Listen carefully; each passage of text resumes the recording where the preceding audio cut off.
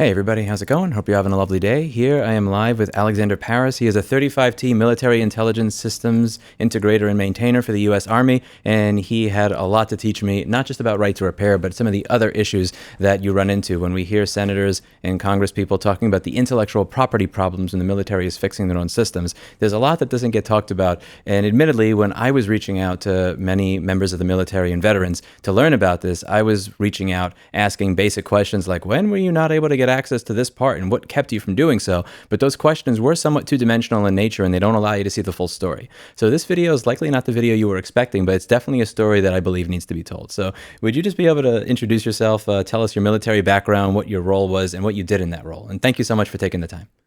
Yeah, absolutely. So just full boilerplate legal disclosure up front. When I speak or do anything on camera today, I'm not representing any branch of the government. I'm not representing the Department of Defense. I'm not representing anybody I may have worked for in the past, anybody I currently work for, or anybody I may work for in the future. So just getting the legal disclosure out of the way. My name is Alexander Paris. I'm a former 35 Tango military intelligence systems integrator maintainer for the U.S. Army. I was in the U.S. Army between 2018 and 2023. And when I got out of the U.S. Army, I continued to work as a government contractor for multiple different firms, supporting multiple different entities, including the DARPA, the Defense Advanced Research Projects Agency. When you're a contractor, can you tell us what the difference is in how you're paid for the same skills versus when you are working for the Army?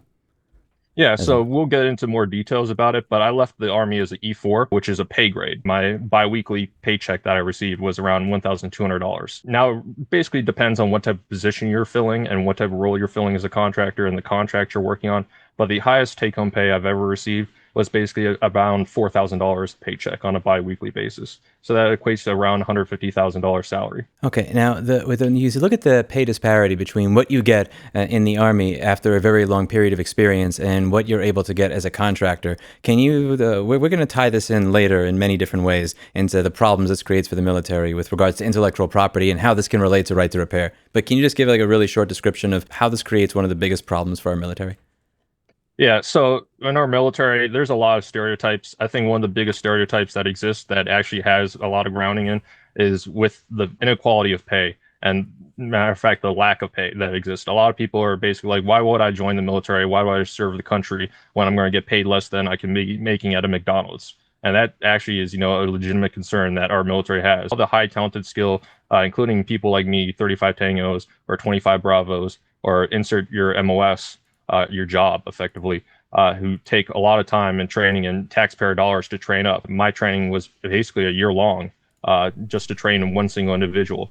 That's a lot of money that we're investing to all these individuals only to basically have them be burned and churned on a 4 to 5 year basis. 4 to 5 year cycle rotation based on the duration of the contract. And they basically then take all that skill set, all their knowledge, and all their experience and bring it back over to the private sector, which the private sector then utilizes to basically upcharge the U.S. government for the exact same individual that was previously serving in the military. There's most likely going to be comments from people saying, if you don't like your job for the pay, get another one. I don't want to hear this, but I think what people may be missing out on is that you could either be making intellectual property for the military, at which point it's owned by the military, or you could get a job elsewhere, take all that experience and training, and now use it to make intellectual property for a company that's going to sell the military an $80,000 screw, and saving a penny up front to lose $100 later on. One of the big problems that I want to address today and bring up basically is that there is no real good pipeline that exists for an individual, a service member, to actually work with the government to basically get an invention patented, and so that the government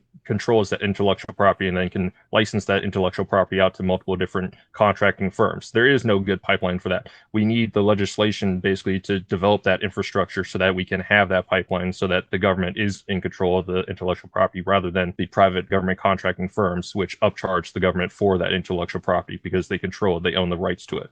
But there, as it stands, there really is no pipeline for that. The reason that all these individuals have all these great ideas is because they're out in the field, actually working on the equipment, getting hands-on with the equipment. They have actual real-world experience, both stateside and also OCONUS across this country or outside of the country, working in combat zones on that equipment. So a piece of equipment might sound perfect to the Pentagon on paper. It might do everything that the Pentagon requires it to do on paper.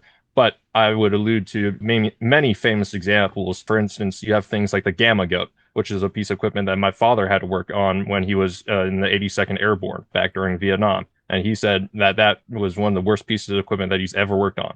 It is, in theory, a troop transport vehicle that was supposed to be able to converge on multiple different terrains and platforms, but just maintaining it, repairing it, utilizing it, it was horrible. And I only realized that piece of equipment was horrible once it actually got in the hands of the troops that were, supposed to utilize it in a combat zone. Can you give me a bit of an idea of when skilled soldiers leave the Army, what type of knowledge are they taking with them that would be valuable if the military were to develop their own intellectual property versus it being developed for just General Dynamics, Lockheed, etc., Huntington, everybody else? Yeah, absolutely. And it really isn't even just about intellectual property. It's just about that knowledge basis and that skill set. Like I said, my training is a 35 Tango. Our schoolhouse takes about a year-long course to even get through at the end. And that's if you don't get recycled to even potentially a day one recycle. So at the best case scenario, it takes a year to train a 35 Tango, and that's one individual. So when you have 35 Tangos or 25 Bravos who all work in a wealth of IT infrastructure knowledge, or you have people like 35 Papas, which are crypto linguists, 35 Quebecs, which are now 17 Charlies, which are cyber warfare experts, and then you have people like the 15 series. You got 15 Whiskies and 15 Echoes, which are all about drone pilots and drone mechanics. These are people that have these skill sets that we are spending hundreds of millions of dollars every single year to train up new batches of individuals to have these skill sets. And now we're losing those skill sets at our most needing time in our nation's defense to the private sector. So with my business, there are people that have this misconception that the reason that when I say I pay better than CPR, you break, I fix, or there's certain positions when I'll look up their values on a Monster Indeed or whatever, and I'll see that we pay just about double for some of these positions. People think that's because I'm a nice person or a benevolent business owner, and it's hardly that at all. It's not. I'm not. I don't consider myself much of a great person or a great boss. It's rather the people that I have that have been here for 7 to 10 years. I don't want to retrain you. It takes 3 to 6 months for me to even just figure out if somebody has the ability to become good at something after going over how to fix this type of board, how do you deal with this type of customer, how would you deal with when you think it's this, it's actually that, you told the customer it was this, how do you deal with those types of difficult situations? It takes so long to train that. And I'm paying not because I'm nice, but I'm paying because I don't want to save a few dollars here and wind up costing myself incredibly more money later. And when I hear about the military recruitment numbers, and you probably heard about this when the president will say we're recruiting a lot more people now than we were recruiting before. One of the questions that I was having when I hear about recruitment being down, what is being done to retain the people that you currently have that have all this institutional knowledge? Can you give me some examples of where a soldier works on equipment, sees a problem, and has an idea for an improvement? Something that I can get, because I'm a washed up MacBook repairman, something that I'd be able to understand how you see something, you figure it out, and how this could develop for the military versus being developed for an outside contractor. Yeah, absolutely. And like I said, perfect example dating back to when my dad served in the 82nd Airborne and he had to work on Gamma Goats. The Gamma Goat was supposed to be a perfect platform for troop transport, basically. And it wasn't until it actually got out into the field, out into the hands of the troops that were supposed to utilize that piece of equipment, that Pentagon realized, hey, we're getting all these reports back that this thing is actually not a great piece of equipment, that the troops actually don't like it, and they have all these issues maintaining or utilizing it.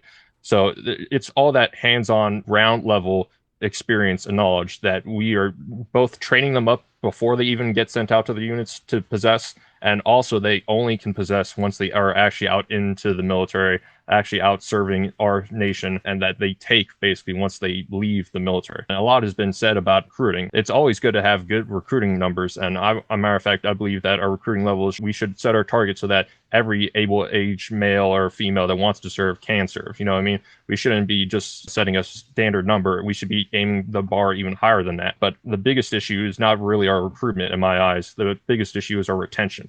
And that's coming from multiple different sources. Staying on the technical side, I would say the pay and the lack of pay equality between enlisted members and officer members is probably one of the biggest sources of loss for very highly technical, skilled, trained individuals. Like I said, our 17 Charlies, our 15 series MOSs, all the 35 series MOSs. And I'm speaking from an Army background when I say MOSs. Obviously, in the Navy, they have rates. In the Air Force, they have AFSICs, but you have these people across the military, regardless of what branch they serve within, that have all these highly skilled job categories that we're losing on a daily basis. Would you be able to just expand some of those acronyms for the people that are not very up on the military lingo? Because when it's like MOS, ICU, everything else. What do those stand for, and what do they do? When I say MOS or rate or AFSIC, I believe that's how it's said in the Air Force. It's just your job in the military. It's what you choose when you join the military, that specific branch of the military. So when I joined the Army, I chose my MOS, my job, as the 35 Tango. If I joined the Navy, I would have chosen my rate, like an IT rate.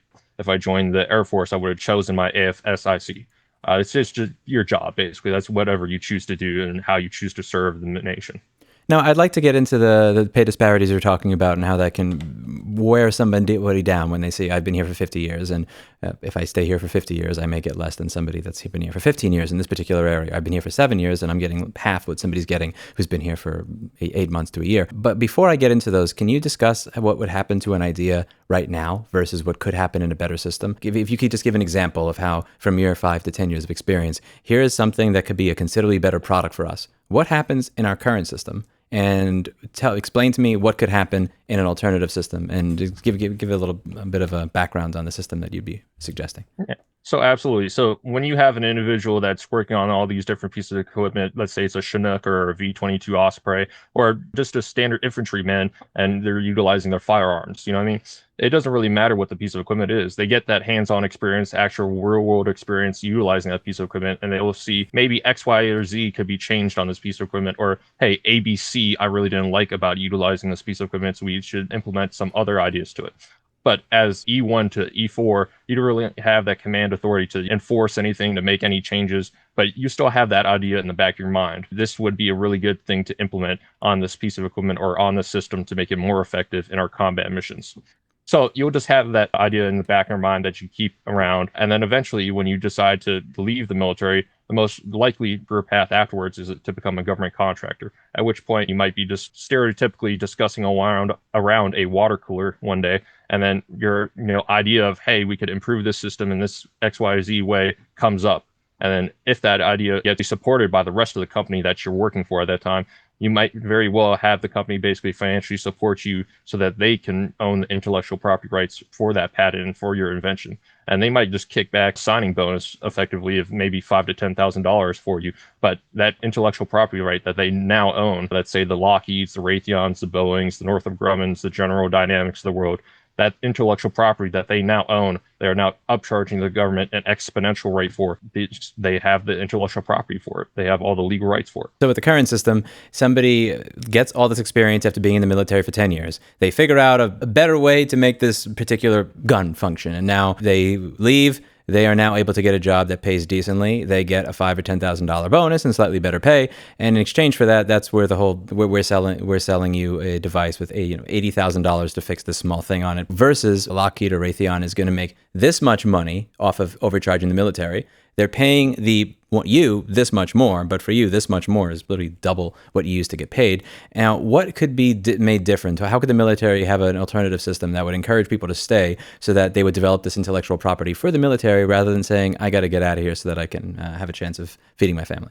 This is before we're going to get into the rate so that people can see on screen what we're talking about. That basically goes into the two pieces of legislation that I think that we should really be pushing for. The very first piece I think that we should be pushing for is we need to set our enlisted pay rates equal to our officer pay rates so that we can retain that talent versus losing that talent to the private sector. Because, like you said, at the end of the day, people have families. They have wives, they have children. They need to take care of their families. And if they can't financially afford to maintain their service to our nation, they're obviously going to leave the military and then go to a private sector company like a Lockheed or a Raytheon so they can take care of their family. So that's the first piece of legislation, and we can get into more depth about that later.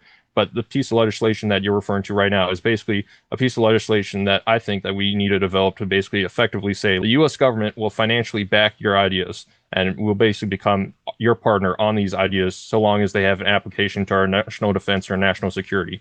So the U.S. government will upfront all the money to pay for the patent lawyers, to pay to process the patent, and they'll keep the intellectual property, but they'll give you a 50% royalty on that intellectual property if you're active duty military, or a 25% royalty if you're a civilian working with the government to get that intellectual property patented. And that divide is based on encouraging people to serve in our military. 50% versus 25% is quite significant. But even at 25% royalty, that is still more of a royalty, more of a kickback on your intellectual property than you'll ever receive in terms of a signing bonus from a private government contractor. So the government, based on this legislation that I'm proposing that we should implement, would basically be able to then take all that intellectual property, maintain it within their own grasp, and then license that intellectual property out to a Lockheed, a Raytheon, whoever, so that instead of the F-35 is just a Lockheed platform, they own all the intellectual property to it, so that whenever a F-35 goes down, whenever an F-35 crashes, whenever it needs to be maintained, serviced, repaired,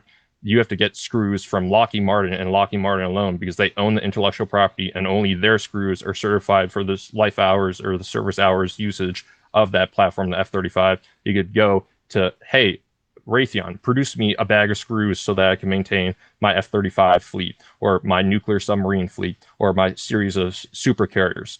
Because as it sits right now, because of that intellectual property, there's a power divide that exists within our government that we are now coming up at a manifestation, basically a cliffside edge, when we're challenging or being challenged by nations like China. Because when you compare our nation to adversaries like China, China does not have the same issues. When they're not stealing our intellectual property, they control and have full authority over their own intellectual property. That's why China can mandate things like all the fishing vessels that we produce have to be made to the same exact standards that our military vessels are produced to. And the only reason you would ever do that is if you're trying to utilize your fishing vessels as a backup, as a troop transport carrying system, or a vehicle or military vehicle transport system. But they are able to do that with a snap of fingers instantaneously, whereas we cannot even barely make nuclear submarines or supercarriers in our nation at this point. Our ship building capacity is extremely low compared to where it was back during World War II or during Vietnam.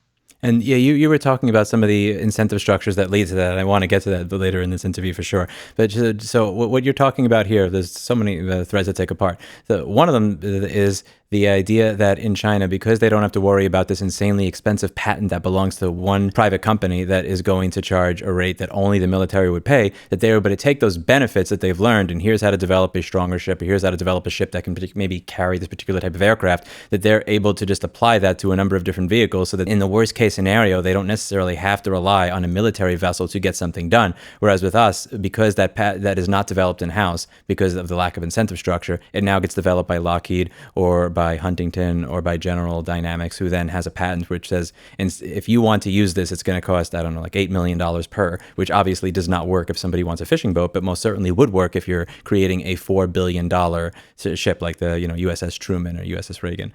Does that make sense so far?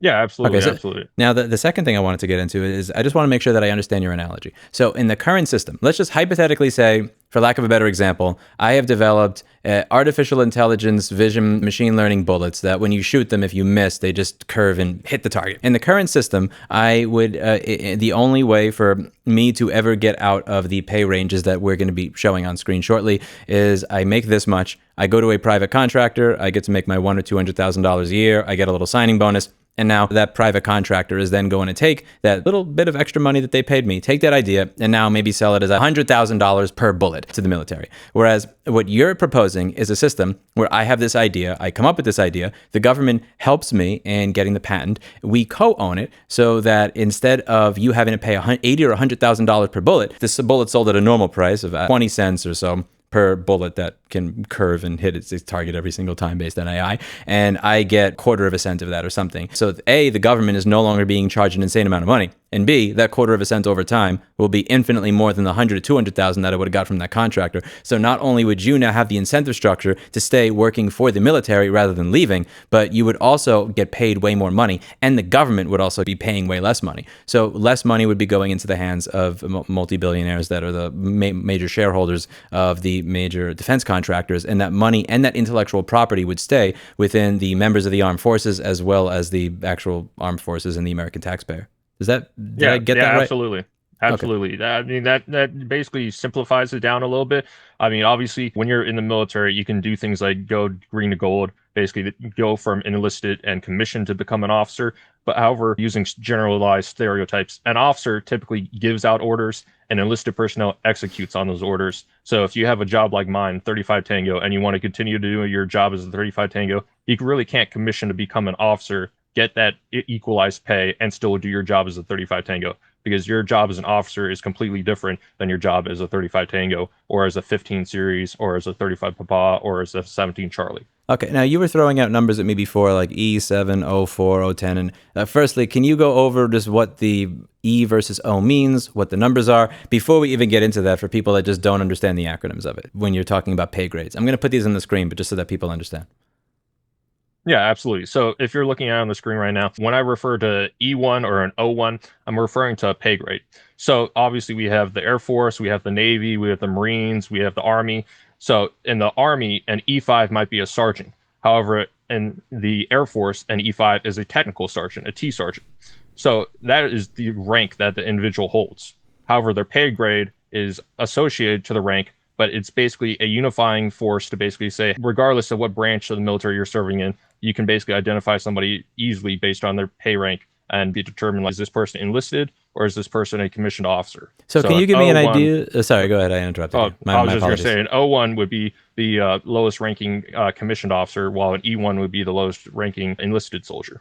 Yeah, so can you give me just an example of an O1 versus an O10, an E1 versus an E9? Like, what would those positions be? Because in my head, I have the idea of colonel, a general, a sergeant, a first-year soldier, but I don't really understand exactly what the difference is between the enlisted versus officer. What do those mean for just people who have some basic familiarity with military positions but don't really understand these charts? If you're coming into the U.S. military with a full bachelor's degree, you can either go through the officer pipeline or you can become an enlisted soldier and you come in straight as an E4. In terms of associating specific ranks to structure of basic leadership, you would have an O5 or O6 at the battalion or brigade level of a command. And I'm using Army terms once again, but O5 or O6, which is either a lieutenant colonel or a colonel, basically the commander of that battalion or brigade. And along his side or her side would be a E9, a sergeant major, which is the highest enlisted rank that exists. And, up and up through brigade to garrison, up to command, like INSCOM or CENTCOM or any command basically structure, all the way up to the Pentagon. You basically have E9s continuing upwards. But as you go up the commands, up to a garrison level, up to an INSCOM or a CENTCOM, up all the way to the Pentagon, obviously the officer command structure continues to increase in rank. And that's where you go from like colonel or lieutenant colonel up to 1-star general, 2-star general, 3-star general, all the way up to 4-star general. Okay, so and just the general idea of what an enlisted versus what an officer is doing for those who don't really have a great understanding of the military. Stereotypically, an officer issues out orders and an enlisted personnel actually executes on those orders. So in terms of getting the mission done, an officer will do mission briefings, basically understand what the higher-ups are intending to do, and then transmit that order down to their enlisted personnel so that their enlisted personnel then execute on the mission, whatever that mission may be. Okay, so at the business that I have now, just to have a parallel, many of the people that became board repair techs, and then there's let's say shipping person or a person who's just doing basic grunt work, like or just reassembling a device. Then there's a basic repair technician. Then there's data recovery technician, because from repair I can replace what we broke. Data, there's no replacing your data. So that's like the next, that's kind of like the higher up. And usually if there are people who start here, then they go to here, and then go to here. There's a climbing of the ranks, or if you're coming in at this level, usually it means that you have that level of experience from doing an equivalent amount of work with your own business or at another company. I understand that there could be some tension there if somebody who works here realizes that somebody who may not necessarily know how to do what they do or have that skill set is there on the first year, and they're getting the pay tier of a data recovery person, while maybe coming in with the level of practical experience of the shipping person who literally just watches my other technicians do work as they put the machines back together. All right, so going over the pay tables, walk me through an example. So for instance, you were talking about going from a E4 pay to O7 contractor pay. And can you just give me some examples here of the items that would aggravate somebody like you who has been in the military for a long period of time, or your colleagues? Like, what are the areas here that you believe are discouraging people from staying in the military and deciding, I'm just going to go work for a contractor? Yeah, absolutely. And if you actually graph out the pay curves for both enlisted pay and officer pay, like I said, this applies to every branch of the military. So whether you join the Marines or whether you join the Army, this applies to you. And if you actually look at the pay, logically speaking, it just doesn't make sense, especially for highly technical trained personnel like myself to stay in the military. And I'll give you a perfect front end example, and I'll give you a perfect back end example. So on the front end, you can join in as either an O1 or an E4 if you have a full bachelor's degree. So if you join as an E4, you might be able to choose a job like a 35 Tango or a 15 series job and do that job. However, even if you get promoted all the way to E6 with 5 years of service, you are still making less money than if you had just joined straight into the military as an O1. So an O1 with 0 years of service makes more money than an E6 with 5 years of service. So that's the example of somebody coming in with a full bachelor's degree, right? Let's say you came in with 0 college experience whatsoever. You came in as an E1, right? same exact individual effectively, if they get promoted to E6 within 5 years, that is what we call in the Army a high-speed soldier. That is a top-tier individual. They are going above and beyond even their peers. They're the exact type of individual that you want to retain in your forces. That's the type of individual we need if we're ever going to go to war with a superpower adversary like China. If they're making less than an O1 with 0 years of service to our nation, why would they ever stay in and re-up their contract for another 5 to 6 years? It just doesn't make sense. So that's the front end of the pay curve. On the back end of the pay curve, let's take an E9, a sergeant major in the Army. Sergeant major, highest rank in the Army for enlisted pay scale, 40 years of service, nearly half a century of service to our nation. They are making less money than an O5 with 17 years of service. 17 years of service compared to 40 years of service. It just doesn't add up. Why would somebody stay in, spend their entire life serving our nation as an enlisted personnel, rather than just get out and become a contractor and take all that skill set, all that knowledge, 40 years of service worth of knowledge out with them to the private sector? It just doesn't make sense.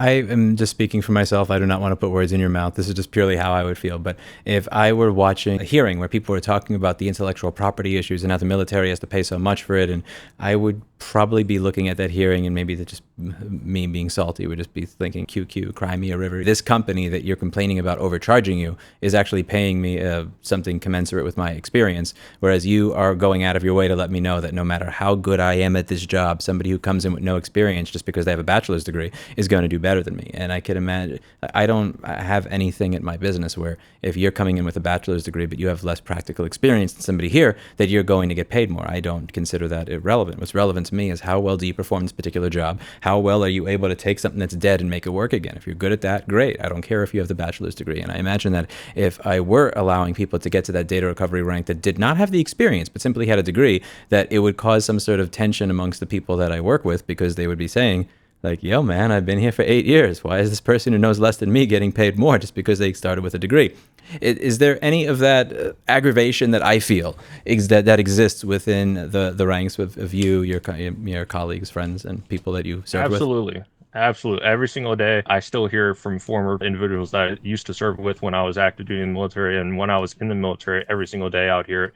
Matter of fact, there was individual instances of individuals standing up. We would have brigade level events where brigade level leadership would come out to us and basically say, hey, we want to hear your concerns, your comments, your critiques, any questions you have for the brigade level leadership team. And you'd have individuals stand up and say, I need you to help put me on food stamps so that I can support my family, so that I can pay to feed my wife and my kids. And that is a legitimate national security threat to our nation. And it's an issue that we need to address sooner rather than later. Yeah, food stamps. So, I have been personally witness to individuals standing up and asking to have assistance being placed on food stamps because either their military pay was messed up or they're just not being paid enough to basically afford to take care of the wife and kids. It just is. It is what it is. So, but I also want to address on the front end, when Congress is debating the value of a bill for funding the military and things of that nature, I think there is some legitimate criticism that they have. There is legitimate ground they have because it is a lot of money, and a considerable amount of it is legitimately being wasted, unfortunately. And necessarily, it could be redirected. Like if you instead equalized pay between enlisted members and officers, I feel like that would be a much better use of that funding than we are currently directing our funding at right now, spending $40,000 for a bag of screws, as you mentioned, stereotypically. So there's a lot of legitimate grounds for criticism.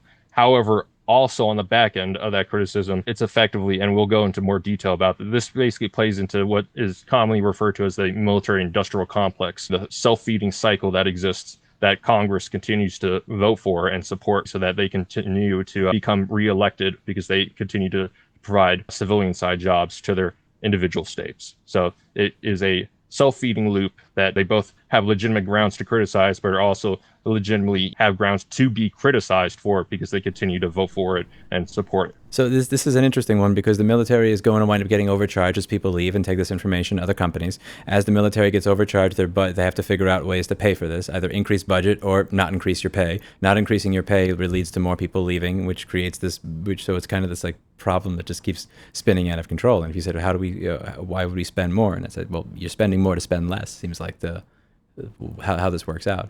The answer to Yeah, that would be absolutely. you're spending more so that you spend less. You're spending more. Yeah, And there are other areas where somebody votes for something right now that makes sense or does something now that they think makes sense, but doesn't make sense later. And we're going to get into that when we get into the political reality that you explained to me of why it is our shipbuilding capacity or why it is the way that we do things is so fragmented and then made more expensive and less efficient and that it's not being, and it's interesting that this is not being discussed as this, that we have the Department of Government Efficiency. We're all talking about efficiency, waste, fraud, abuse, making government more efficient. Yet some of the items that have the highest budget are the ones that are not discussed. Before we get to that part, which is going to be fun, let's say that Trump tweeted tomorrow, enlisted pay equals officer pay. What do you think would happen with regards to military recruitment? And more importantly, what do you think that would do with regards to retaining the knowledge and retaining the officers and enlisted that you have?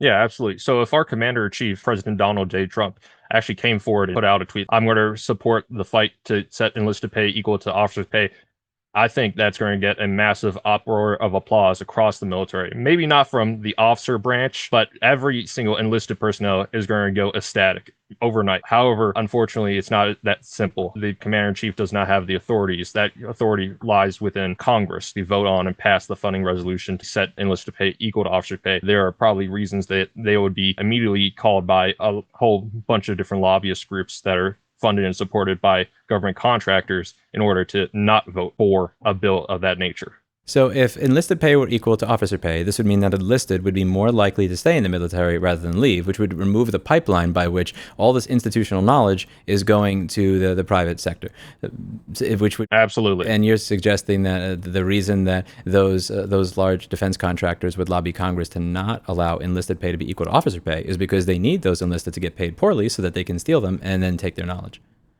Absolutely, absolutely. And that's on the lobbying side.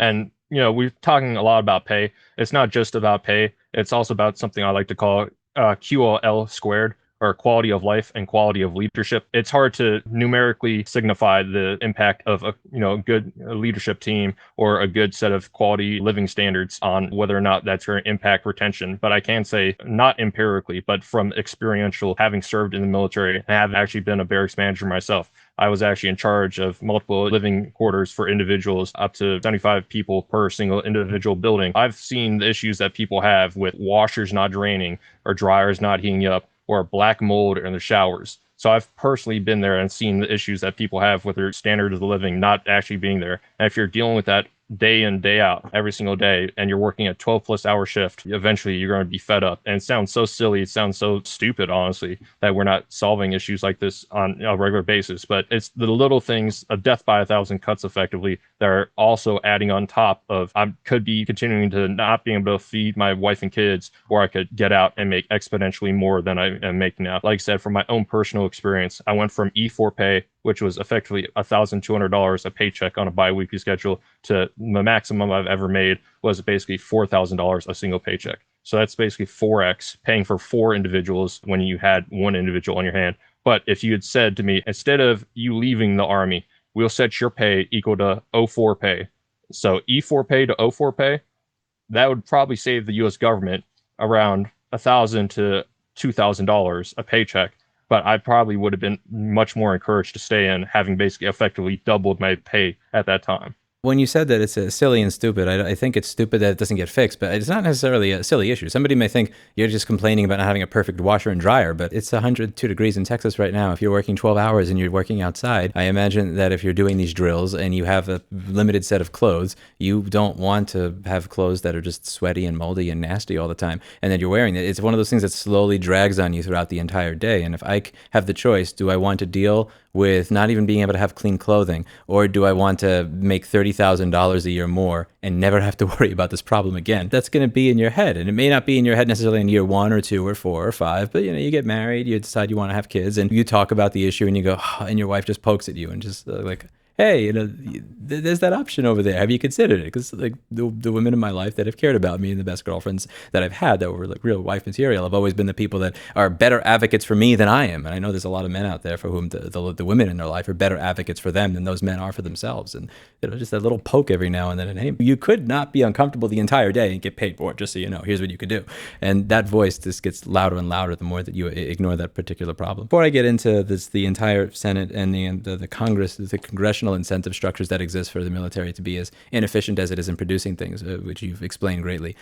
Can you just get into some of the cultural aspects there as to why this is something that likely wouldn't get fixed, even if you didn't have Lockheed or anybody else knocking on the door of a senator saying, don't equalize officer and enlisted pay because that kind of messes up our pipeline. And to be clear, I don't necessarily even blame the military contractor for doing that. Many of the employees that I have were through this theft method. I go to some place. I used to sell parts. I used to sell like screens, chips, everything like that. And I would go to these businesses. The employee would be there. He'd look kind of unhappy, and I could see, what are you doing? I'm just replacing a screen, but he's breaking it. Meh, no big deal. I see somebody doing chip level repair, and they're making it work again. It's like, are you reballing an SMC? Yeah, I know how to do that. What do you get paid? Like $12 an hour. It's like, I'll give you 40.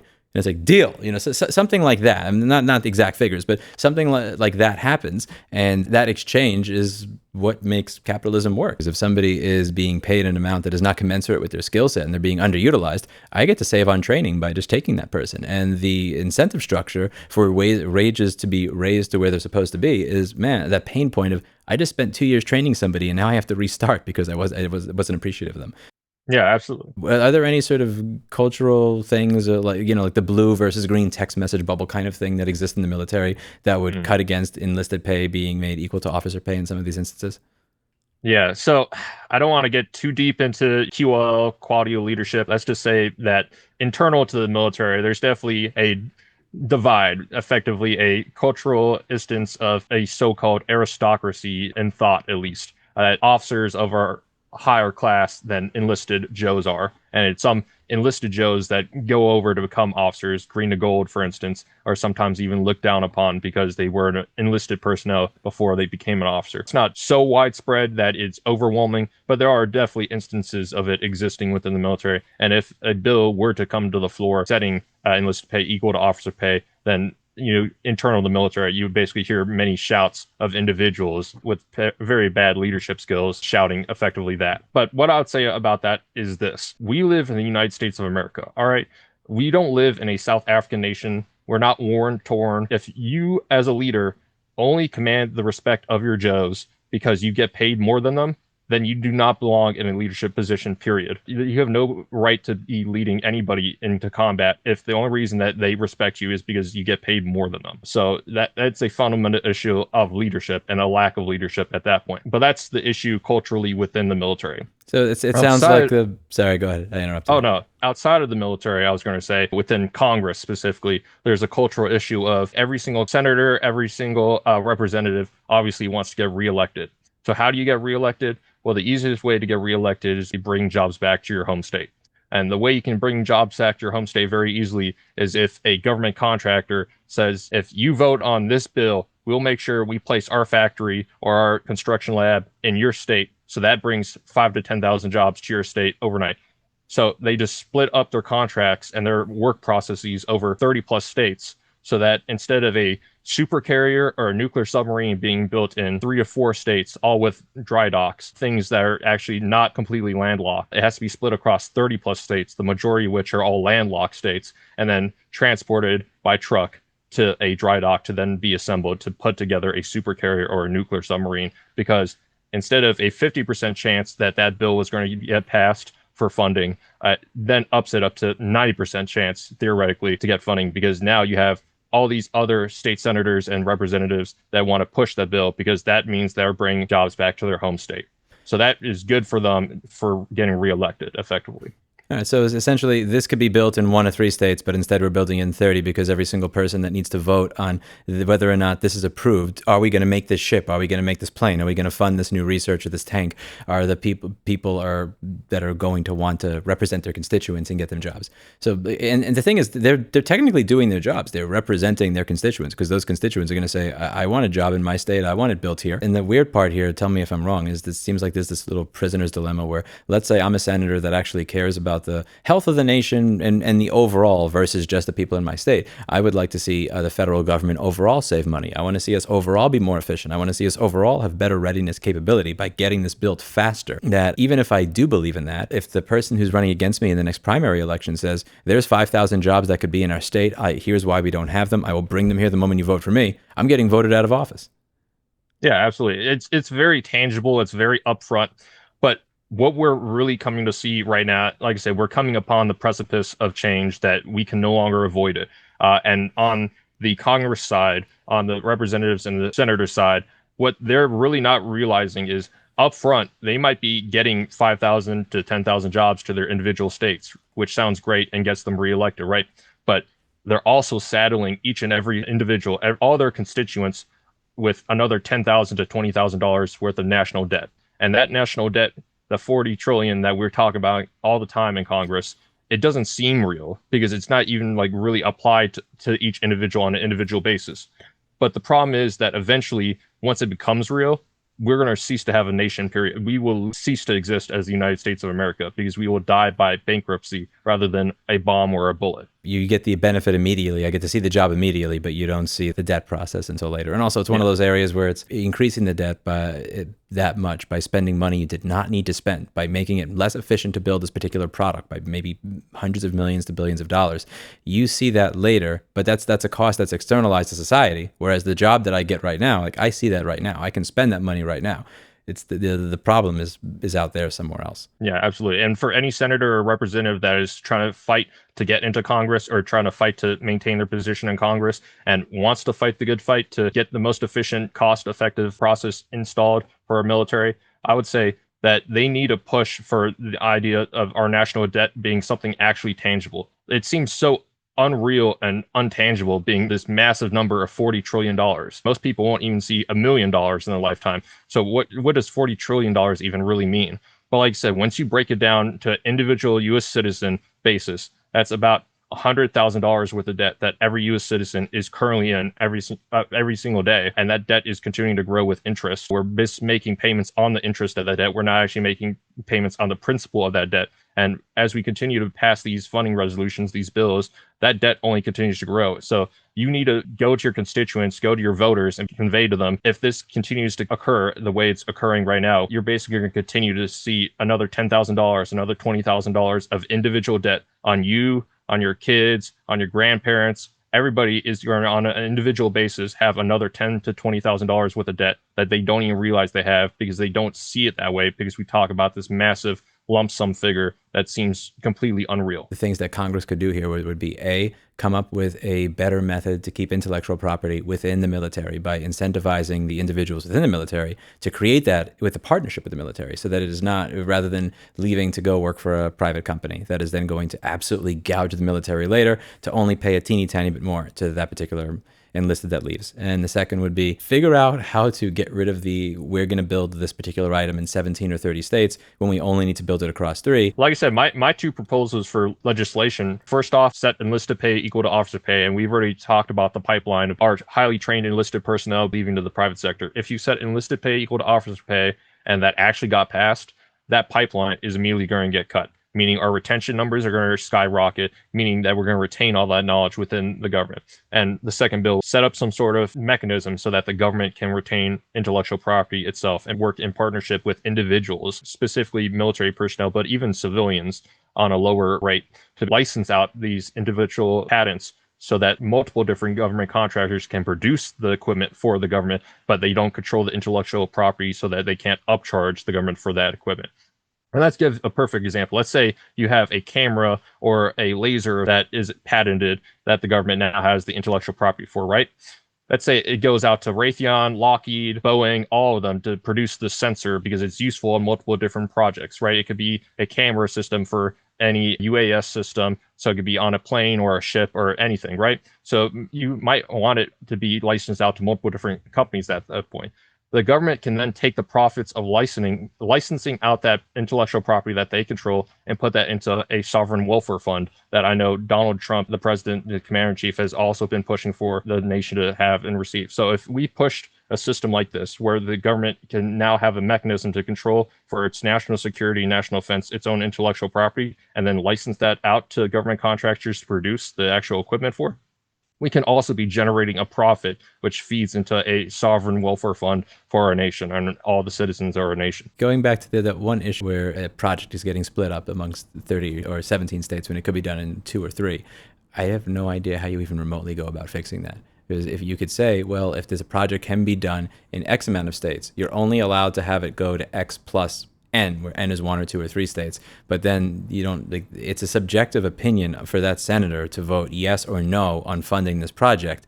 So like, it's gonna, then they just vote no. There's no, yeah, this is why when people in my audience are like, you should run for Congress. No, I don't have a solution, Eddie. I have no idea how I go about solving that one. I would say personally, you don't even need to pass legislation that's that restrictive and focused. Once you cut out the pipeline of people fleeing from the military to feed their families, fix the retention rate, and then also have that pipeline for intellectual property, then the Defense Department can just go to Lockheed or Raytheon or Boeing and say, you have a plant in this state that has a dry dock, or you have a plant right here on this state which has a bunch of airfields. So you guys will license out this patent to you for this UAS drone or this UAS boat system so that you guys can produce it in this state alone. They'll have the control that they need at that point without passing additional legislation to control how many states are really going to get this, because you can then pass that patent off to multiple different or specific contractors that exist within specific states or have specific factories and infrastructure within specific states. Okay, so the military would simply be able to go over to the contractor directly without having to go to the Senate Armed Services Committee or the Senate or the House and have to then get funding for something. So you would, okay, that's interesting. That's an end run around that. One of the things that we discussed, you have the ability in the military to say, Lockheed or Boeing, you're screwing up in building this plane. You're screwing up making this ship. We're going to take this and we're going to take this IP and or this patent and we're going to give that over to this military contractor to do a better job.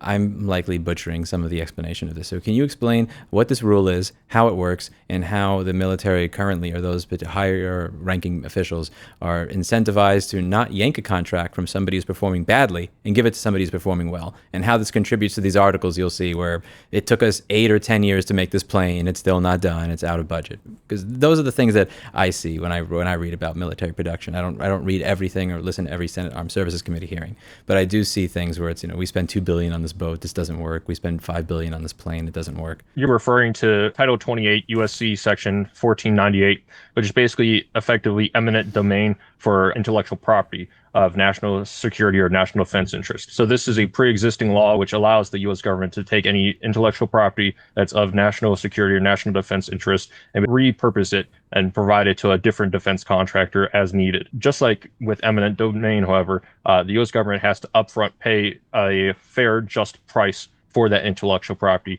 to the holders of that patent or intellectual property, so that they can then take it and then, like you said in your example, let's say you're taking a part that's being produced Lockheed Martin for F-35, and there's a specific patent on that individual part, but Lockheed Martin's failing to provide a substantial amount of those parts for maintenance repairs on F-35s. So the U.S. government has to step in and utilize a statute like this to then take that intellectual patent for that single part and provide it to, let's say, a Raytheon in a theoretical example, so that Raytheon can then go about producing additional parts for maintenance and repairs of F-35s. And this is all hypothetical. It's not actually an actual court case example. But the problem is on two fronts. First front, you have to pay, and it's mandated within the statute that you have to pay a fair and just price for that intellectual property. So just utilizing it in the first place costs millions of dollars to the U.S. taxpayer, just to take an intellectual property and repurpose it from Lockheed to Raytheon, or from Lockheed to Boeing, or from Boeing to Northrop Grumman, or however it goes.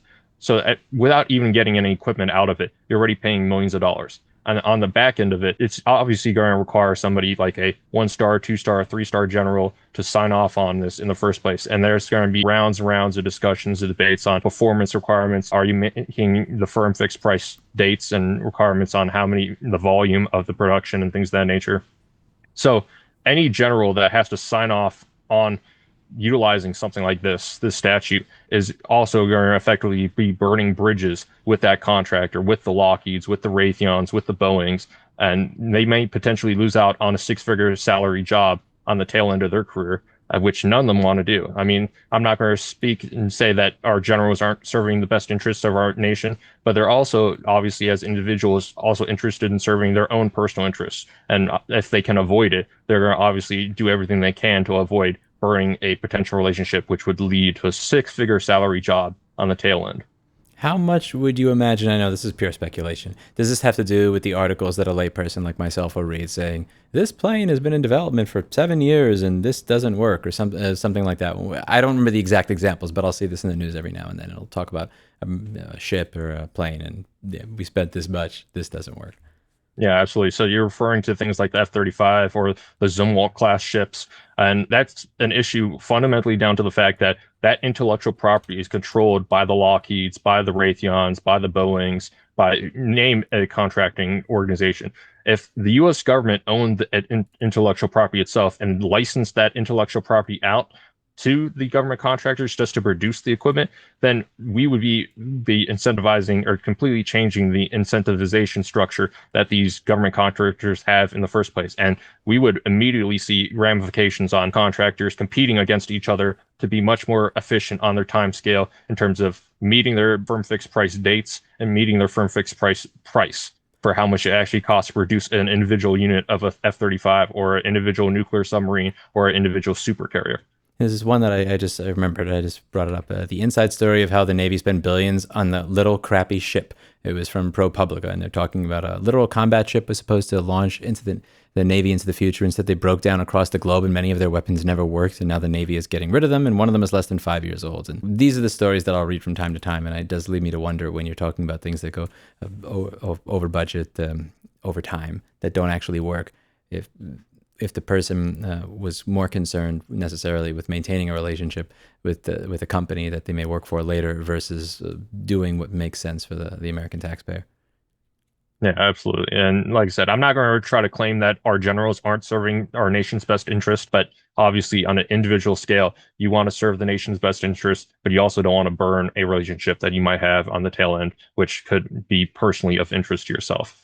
And that's the dirty politics of the nature of the military industrial complex. It seems like it would, instead of making those types of accusations, if there was a little bit of house cleaning done to make sure that we are treating our service members and paying them commensurate with the value that they bring, that would probably be less of a worry. So really, I cannot speculate on whether or not, and I shouldn't speculate on whether a general or a sergeant is serving the best interest of the American taxpayer. But what it seems like from what you're telling me is that the way that the military is set up right now, you're not incentivized to service the best interest of the American taxpayer. You're actively incentivized to do the opposite from the scratch. And it seems like very small adjustments could be made so that that's not the case. And it seems like that's what you're advocating for. These small adjustments being made so that you're incentivized to care about the national debt, to care about the taxpayer, to care about the military as a whole, rather than you getting yours. Because you should be able to get yours while simultaneously being in the military while saving the taxpayer money all at the same time. Does that make sense?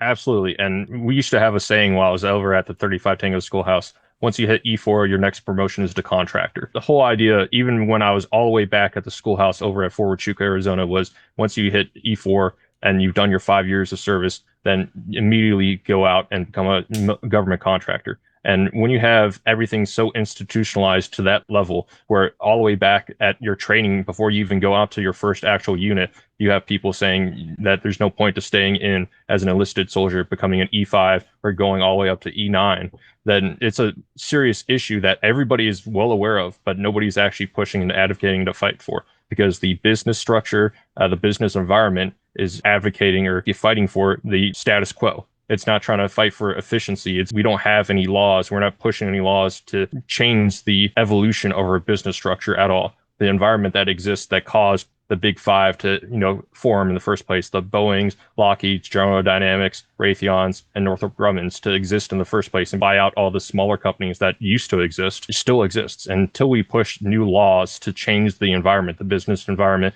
and basically change the evolution of our government contractors, that's not going to change, especially, and we'll probably talk about this later, but one of the big initiatives that is continually being pushed in Congress right now is to fund a lot of these small, sleek, Silicon Valley type startup, quote unquote, government contractors, the Andurils and the Palantirs of the world, basically. But 10 to 15 years down the line, the Andurils and the Palantirs of the world are going to form a sixth big government contractor, a new super conglomerate that stands alongside Raytheon and Lockheed and all of them, or they're basically be bought out by the Lockheeds and the Raytheons of the world. And basically, the intellectual property that they possess is just going to be relabeled. So instead of a drone saying Andrew on the side of it, it's going to say Lockheed Martin on the side of it. And it's still going to cost the taxpayer exorbitantly more than if that intellectual property was held by the U.S. government for national defense and national security reasons.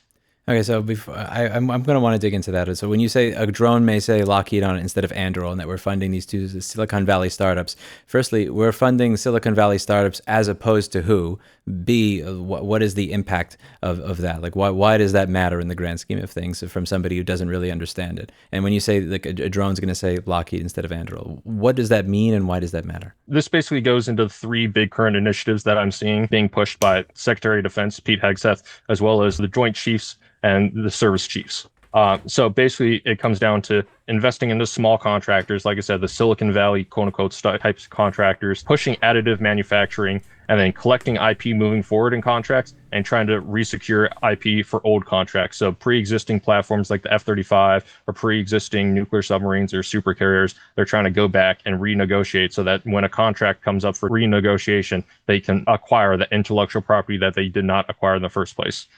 So that has multiple different issues, but focusing on the Silicon Valley, quote unquote, type startups, unless we change the environment that all government contractors exist within, then their natural business incentive is to basically buy each other up or to be bought out for their own personal gain. That is where the money is going. And we need to push laws which change that business structure, that business incentive, so that instead of buying each other up or being bought out by Lockheed or Raytheon, that they will stay independent and we'll have more competition within the market because multiple government contractors exist that the government can then go to for their own individual intellectual property or for intellectual property that the government holds so that they can produce examples of that equipment.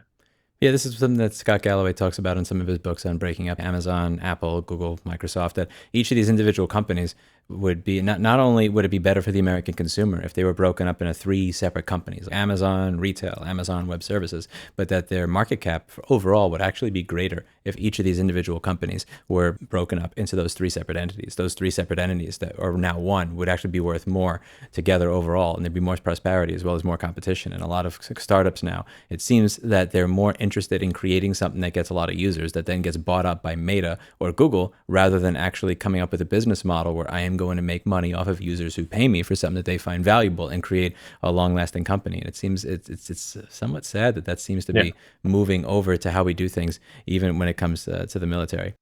And I think that's one of the biggest fundamental threats that we face when we're facing against nations like China, because China controls all their intellectual property. They don't face the same issues that we are facing internally on this structure basis when they go to their government contractors, because it's all state-owned and controlled corporations. So when China pushes out all ships will be built to this standard, that's something that they have the instantaneous capability of doing, rather than we cannot do that in our nation, and we can barely, as it stands, afford and have the capabilities and infrastructure to build even one or two supercarriers, even one or two nuclear submarines. So it's something that really needs to change within our nation.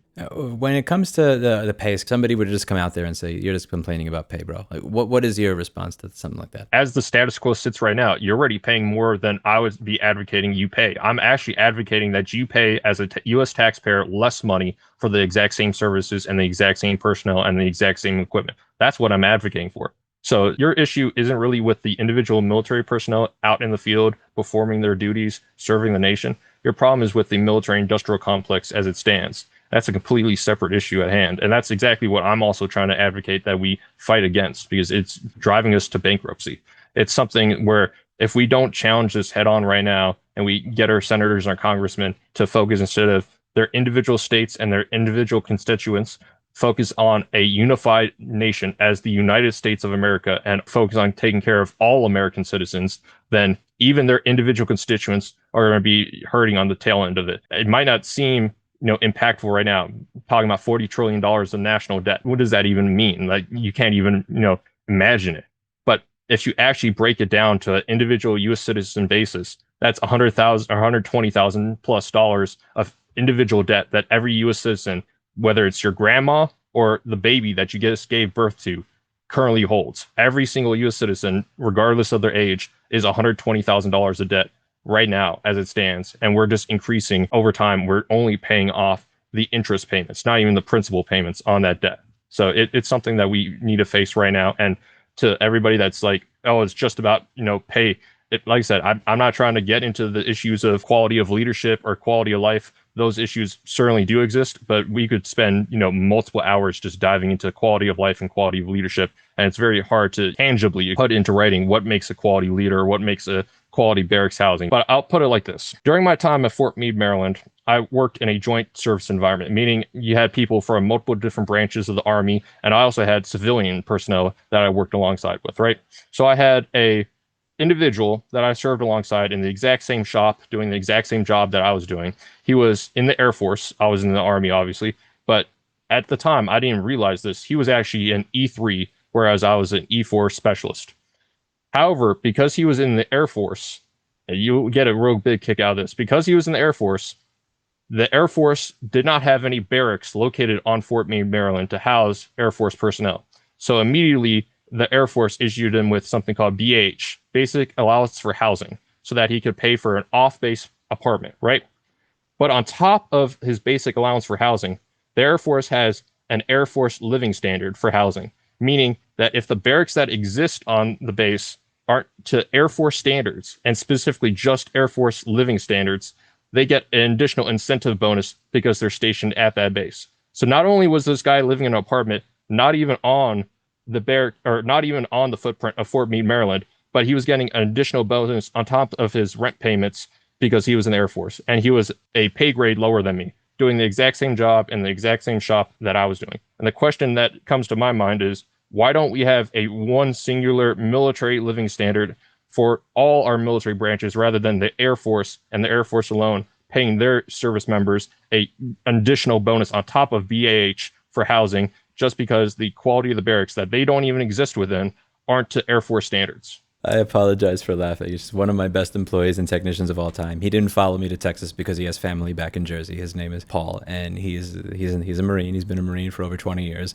And what you were saying reminded me of the banter when somebody who was a customer who was a member of the Air Force would walk into the store, and the conversation that would erupt between the two of them would always be hysterical, for lack of a better way to put it. Right, for us. So it just brought back memories of those conversations. Yeah, and Marines are definitely well known for making the most out of the least. So I think housing, quality of housing, which has been talked about by the service chiefs, especially for the Marine Corps, is something that we need to fix and ASAP. Even if we just got enlisted pay equal to officer pay, that alone would improve the quality of life for so many individuals. Another big issue that's occurring within the military is physical fitness and making sure that people are eating healthy.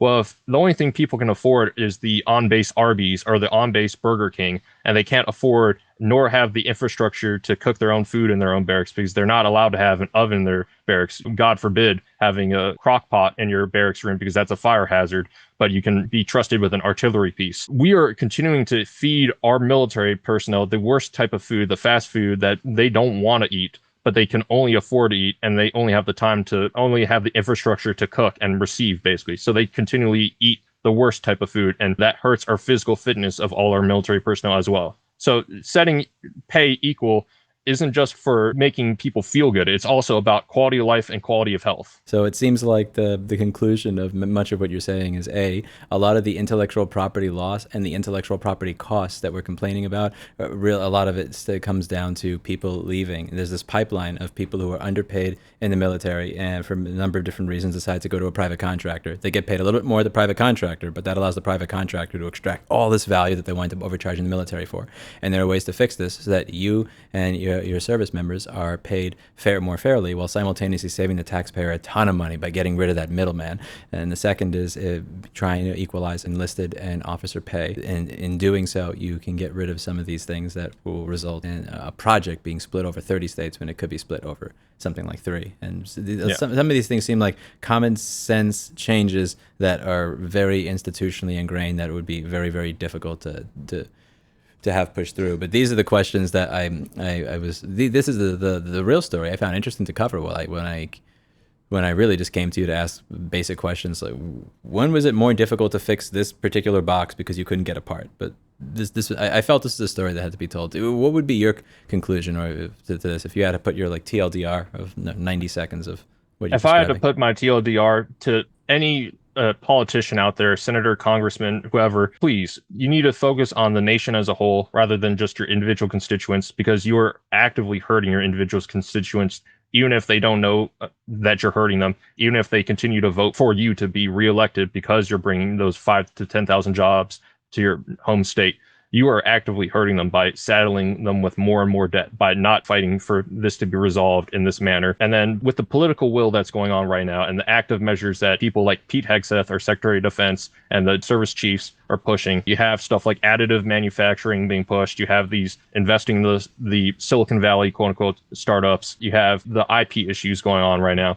And what I would say about additive manufacturing, and this is a whole nother issue that nobody's thinking about, additive manufacturing, meaning like 3D printing parts. That sounds fantastic. Once we have a license for, or we control the intellectual property for it within the government, within the DoD, so that people can 3D print a spring or a screw or a nut or a bolt. It sounds fantastic, right? So that instead of spending 2 to 3 weeks to send out a metal part milled by Lockheed Martin or Raytheon, that they can print it out in the field and have it literally within the next 30 to 1 hour time frame. Fantastic, right?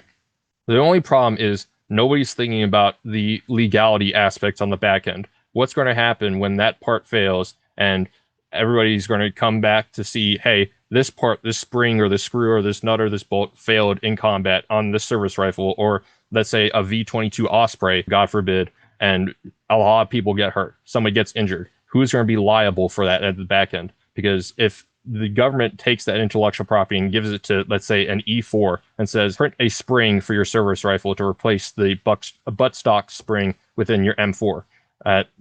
Let's say it serves for 500 rounds, right? That 500 first round, if it fails, let's say it jams, backfires, whatever, and somebody gets injured, who's going to be liable for that? It's a whole issue that nobody's thinking about right now. They're just thinking about the great idea of 3D printing out in the field, which on paper sounds fantastic, but nobody's thinking about the legality and the aspects of it that's going to come on the back end of when we have to actually put these platforms, something as simple as your service rifle, all the way up to something as complex as a V-22 Osprey, out into the combat or out into actual service. And that part fails, that nut fails, that screw fails, that bolt fails. Who's going to be legally liable for it? Because I can promise you, all the big five are going to be fighting back and pushing the liability on the U.S. government rather than taking liability themselves. Oh, I really appreciate you taking the time to both educate myself, my audience, and any of the politicians that will see this on a number of these issues. This is not what I was originally asking to talk about, but one of the things that bothers me when I read articles about my industry or many others is you can really tell when you're listening to somebody who's asking a question who wants a particular answer. And I apologize for how I came to you originally when I wanted to talk to you about this, because it was just problem. You presented me with all this exceptional information about all these number of different issues, and I was just.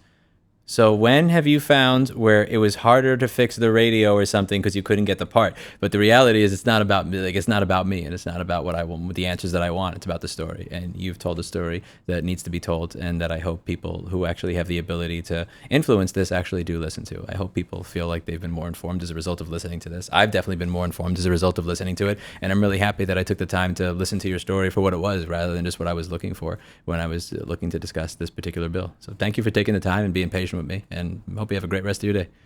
Absolutely. It's been an absolute pleasure. And I hope all your commenters in the section down below leave plenty of questions for you to follow up back with me. And if you have any congressmen, representatives, senators, anybody that has any questions or comments, please have them reach out. Please give me another follow-up video. I'll be happy to answer any follow-up questions they might have, because this is a fundamental issue to our nation as a whole. And it's something we have to address immediately so that we can fight other nations such as China in the future.